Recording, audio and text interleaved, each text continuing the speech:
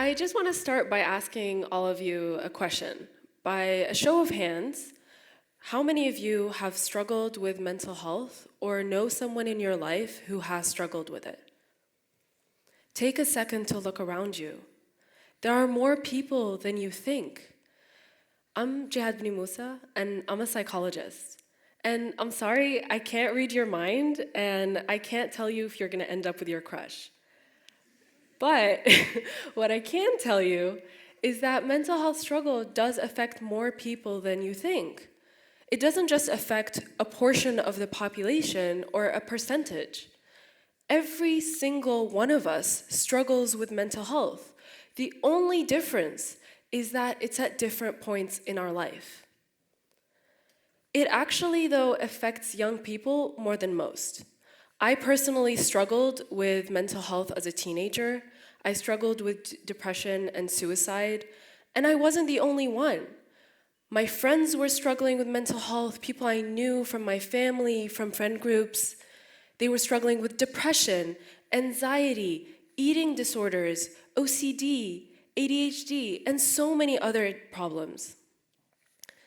Suicide and self-harm is actually the first leading cause of death amongst young people. A young person commits suicide every 40 seconds. And depression is the third leading cause of disability worldwide. That means there are young people who aren't able to study, work, or live their lives normally because of psychological problems. The thing is, though, the solutions that we currently have aren't enough. They aren't effective. And this isn't just an issue of motivation or things we've started to consider to be quite normal. You say, I'm stressed, but in actuality, you're experiencing something deeper. The World Bank has actually estimated that it is costing us $1 trillion every single year. So we need better solutions. That's why I stopped working as a therapist, and I started InspireCorp. InspireCorp is the first prevention-focused mental health social enterprise in the MENA region and Africa.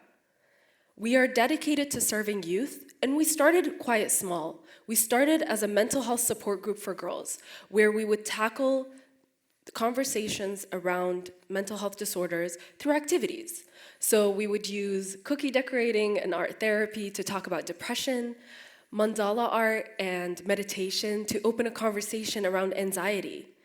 We would host a pool party and a dance class to talk about body image issues and eating disorders. And we grew to 300 members within the first 3 months.